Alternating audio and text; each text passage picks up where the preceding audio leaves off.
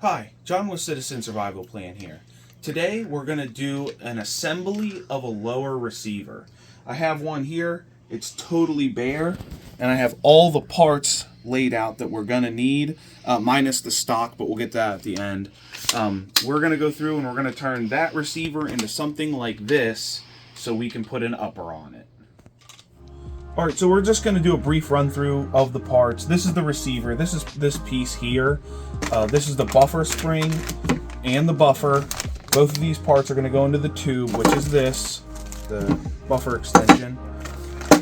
This is all your lower small parts kits. That's going to be your takedown pins, your safety selectors, your mag catch release, all the nitty gritty. You're going to see me put it all together, so don't worry. This is the only thing that's not standardized on the AR15, and this, in my opinion, is the modern way to put an actual trigger into an AR15 as opposed to the old style, and we can link a picture of the old style up on the screen. But this is cassette triggers. This is what I like to use to actually build an AR15. They're better, they're priced really good, they're not overly expensive, and they're just easier to put in.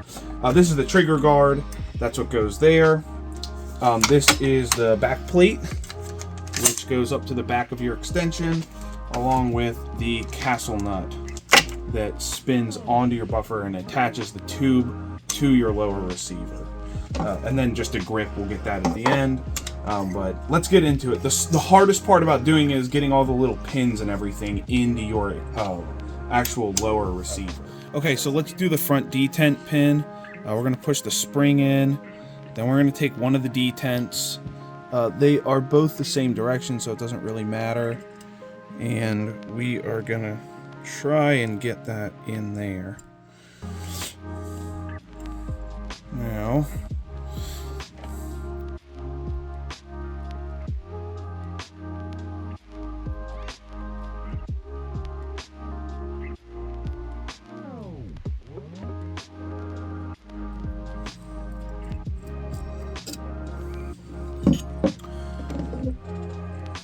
okay, so I just took a small screwdriver and I just kind of flattened the detent down. I just pushed this down.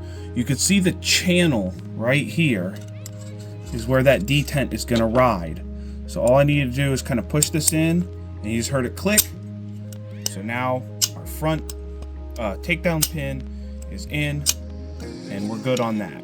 The spring goes in first, and you can see the detent in the channel. So depress it with a little screwdriver, kind of push this on, and then rotate it into the channel and just push it through. Okay, so the next piece we're going to do is the bolt release. It's this piece here. It's going to have, that's the pin. This is the spring, and the plunger is right here. So that's going to go in here. We're going to take the spring and plunger and put it like that, and we're going to take our lower receiver and drop it, both pieces. They don't have to go at the same time. You can put the spring in there first and then just drop the plunger in. It doesn't really matter, but that's just the way it goes. And what we're trying to do is, sorry, I'm dyslexic, so bear with me. We want it to end up like that, so we have to drive a pin into that to hold this on. So before I even do any of that, I just wanted to show how it went. I'm going to take it all out and start a pin in it. This is a Wheeler starter punch, and you can see how the middle is hollow. That's for actually putting our pin in and starting the process. So I'm going to get this started on our starter punch. Just light little taps. And we want to get this started into the receiver. So I'm going to take it like that. And I have some tape just to protect it.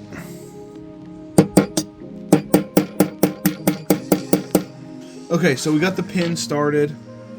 It's right there. This is one of the hardest parts to do about the lower. The rest of it's actually pretty easy.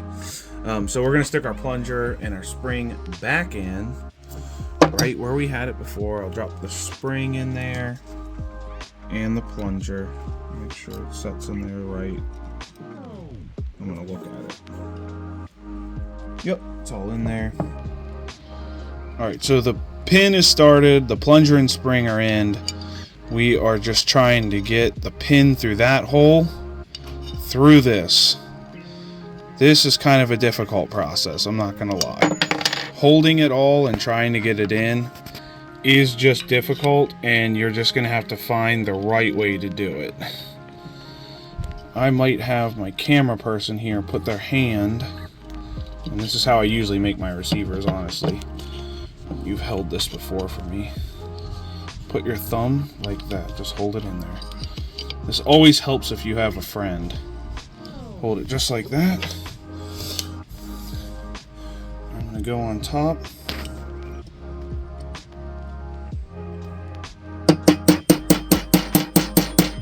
And that pin is going through.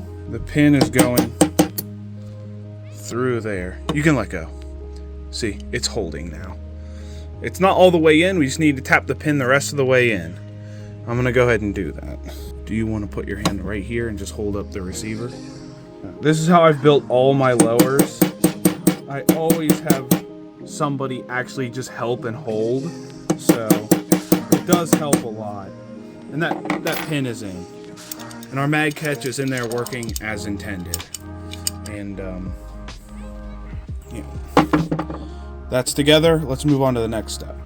Okay, so now we're gonna put in the mag release, and that is this here. You can see the button, and you can see the plate, and it all goes through, and that releases the magazine inside of a gun, inside of the upper receiver. This is the plate with the screw that goes through.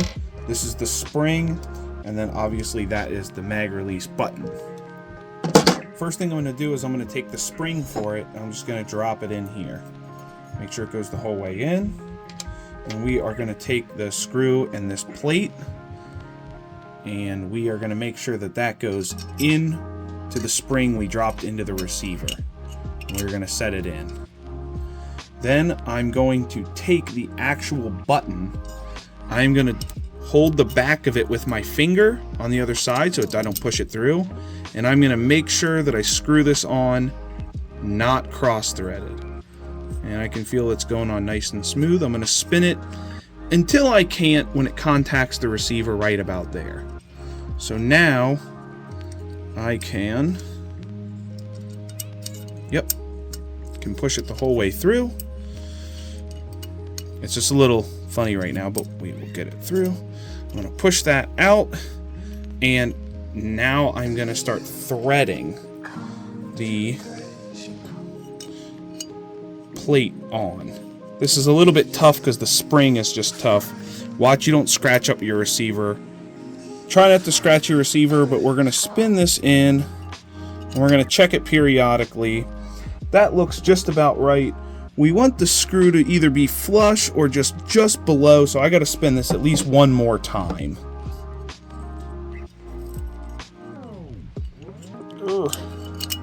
And that's just about perfect. That's where we want to see that screw.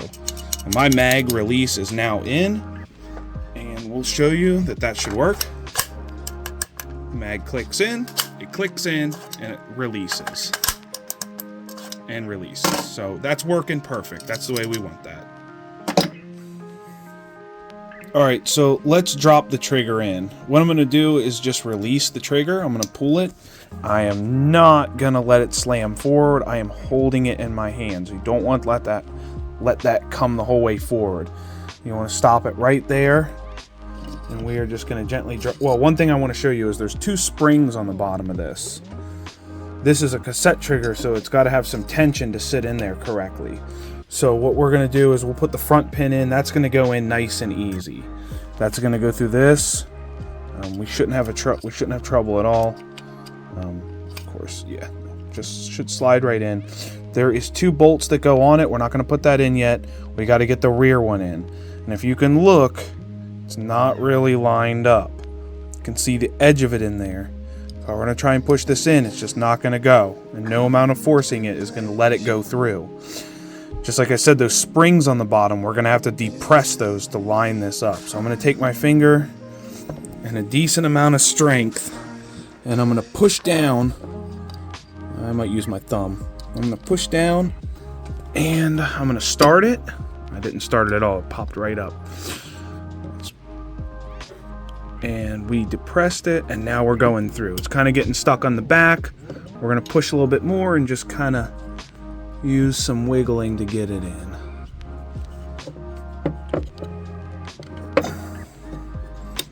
There we go. Both sides are in. One sticking out a little bit more than the other, not a big deal. Let's go ahead and shut the trigger. And we are going to start putting in our Torx bits. This is a Midway anti-walk trigger pin set is what I'm using. This comes with its own screws, but I am not using the screws that came with the Rave 140. This is a different type of anti-walk pin that I just personally like. So Torx bit, you can use one that looks a little different than this. Mine hooks up to my wrench, so when I want to tighten it in, I can, but right now I'm just going finger tight. Same thing on the other side. Also note, if you want to put Loctite on these screws, you can do so. This doesn't get hot and the Loctite will work here. Just for the sake of doing it on camera, I'm not Loctiting them right now.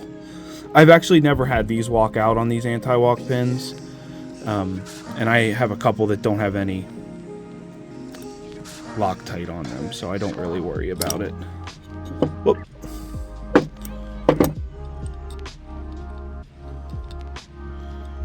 So just for the sake of just building it right now, I'm not going to torque them down, but you would want to put a little bit of torque on these with a small wrench.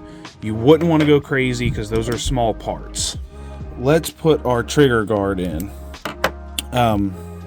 Just like on this one, I want to have that symbol facing just like that. We're going to put it in just like that. This is the Magpul enhanced trigger guard. I like these because instead of using a roll punch to punch on these small sensitive ears on your lower, you use a set screw instead, and it keeps you from absolutely destroying a lower on accident. I've never had it happen, but I could see where somebody could run into that issue. I'm going to kick this light on. It's probably going to kill the camera, but I want to make sure it's lined up. Yep, so we're lined up right in that hole. I'm just going to take a hex key and this, and I'm down in the plastic and just screw them in.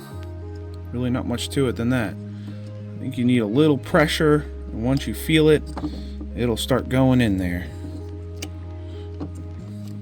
Maybe I'll hand tighten that, and then I'll do the front one, and then we'll move to the other back.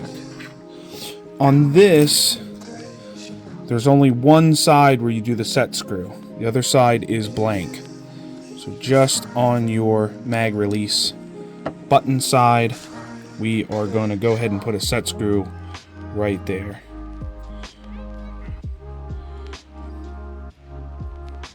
These are nice and easy, just like doing the enhanced trigger guard. It's kind of a more modern way to actually do these instead of hammering punches through.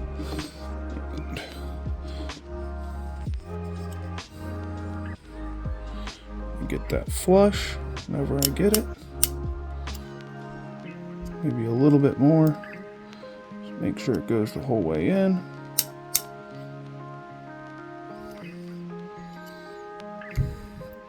And I might need to grab the big side here. And just watch you don't scratch your receiver spinning this in. So just take your time and reposition the wrench and go back.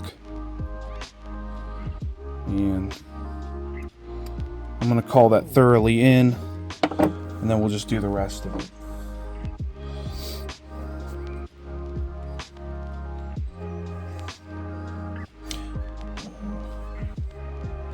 Hit my light one more time just to make sure that we're lined up, and I am.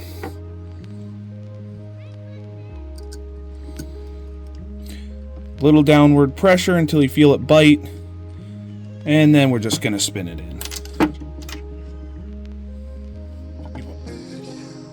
Alright, next we are putting in our safety selector, and we need to identify 3 points on this. This is where it's going to go through, and point to our safe or fire position on the rifle. This is the back, and then underneath there is a hole, and it pokes through where the detent is going to go in. This is notched. This has a notch on it right there. So we're going to put this on safe through the receiver. And when I mean safe, I mean the little arrow here, not the big lever. So this should come through. This one I have to just push down on the trigger just a little bit because we're using a spring-loaded cassette trigger, but there it is. And we are going to go ahead and make sure that the safety selector stays on safe. We're going to flip it upside down because we want to catch the detent in there. We're going to take our detent. The flat side is going to face up so the spring can push on the back of it. So I'm going to drop that detent into the frame there. Can you see the brass piece in there? And then we're going to push on it right there. So we know that it's in. So this has to go on with the grip. The grip has a hole in it for the spring. So we're now just going to take our grip and spring, and we are going to slide it all on. And I'm going to make sure the spring is going to go into that hole. That's real important.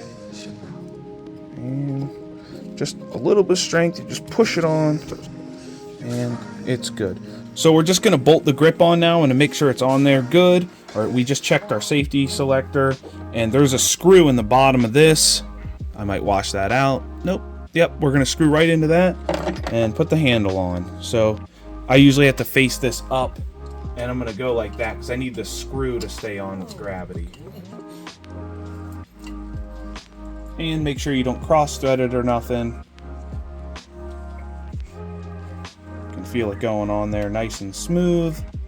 If you feel it in any way not working correctly, these receivers are made of aluminum and they will strip out immediately. So make sure your bolts go in nice and smooth when you're bolting on anything to your receiver. And I'm just going to snug that up. Not going to go crazy. It's good. And that's that. We're going to move on to the next section. So we're going to do the final assembly. We're going to put the buffer tube on now. So we're going to start with the buffer tube. So just like this one, it's going to be the castle nut goes on first, notches to the rear. And I'm just going to spin that on the whole way. Whoop. Then we're going to take the plate. We want this indent to face the inside. So we want that to notch into that. So the indented side is going to face toward you. That little notch is going to go forward. And we're just going to slide that onto the buffer tube assembly. You can see a little notch right there for it. Give us enough space. We're going to start spinning this onto the actual receiver. We don't want to go too far because we got to drop our buffer retaining pin in. So I'm going to stop just about there. I'm going to take the buffer retaining pin and the spring. I'm going to put the spring in the buffer retaining pin, and I'm going to drop it down into the receiver. Don't push it too far and have it spring back at you. So we're just going to spin this until we have, that's too far because I can't have, there's no play in that. So I'm going to back it out one, and we have captured it now. It is just on the edge of that, and that will not come out now. So now we need to slide this over. Well, I want to go that way with it. So I can pull the plate back, or the plate's upside down now. Okay, so we are just going to take our final takedown pin. The front one's in, we just got to do the back. we want that notch to face the back of the receiver where this hole is, because we are going to drop the detent in there. So we're going to try and line that up real good. We're going to go ahead and drop that in. We are going to drop our detent in. Doesn't matter which way. That's going to go the whole way in. We're going to put the spring in the hole. And I'm just going to give this a test really quick. I have light pressure on it. I just want to make sure that the detent is working. We are in the notches, and you can see the little detent in there. I know that I've done it correctly. So now what we have to do is give ourselves enough space to go back in. Let's make sure that can go up and down, and we have spring tension on our retaining pin. And we are going to take the rear plate and compress the spring in there. Now I just need to start tightening up the castle nut to retain everything within that system. I'm going to tighten that up with a tool, but your lower receiver is pretty much done. Just make sure our pins work. When you first put them in, they might be a little bit tight, but both of the retaining pins are in there. And I am going to do one final torque on this, and we should be good to go. This is a common AR15 tool. This is from Tapco, just a cheap one. This is actually your castle nut wrench right here, though. That's the muzzle device. We're not dealing with that right now. This specific tool, and you don't have to get it with the other tools on. These are everywhere. You can probably get them off Midway. This is the one that I just have. I have more than one, but we just want to put some, I want to get those teeth on there and give it some torque. Don't slip off this because you'll scratch it up. If you want, you can stake your castle nut. I don't, because I'm always modifying my guns. But that's a lower. Let's do a function check. We'll make sure that everything works on it.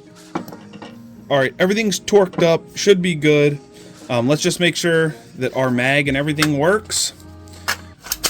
So mag catch works. We already tested that once. Should drop free now that we have tension. Yep, that works just fine. It's a brand new receiver. It's probably just a little tight, but everything is functioning properly. Our trigger works. Our safety, everything works. I torqued that down. The only thing left to do is just slip a stock on. This is just a cheap stock just for this build here. And that goes on like that. Alright, last thing before we kind of put it together. The buffer tube and spring goes in just like this. There's our detent that's being held in place. We're just going to find a little notch. And, whoops, I'm doing that backwards. But it goes in just like this. Spring first. And just click it in place. If you need to take it out, you just push down on the nail and it pops. Push down on the detent and it'll pop out. So everything's actually in there. Let's throw an upper on it and pull the trigger and make sure everything's good to go. Rear detent pin, front detent pin, come open. Put it on safe. We will put this together. This is a already made upper, but rear pin, front pin, all together. Safety works. Let's fire. Yep, all good. Put together.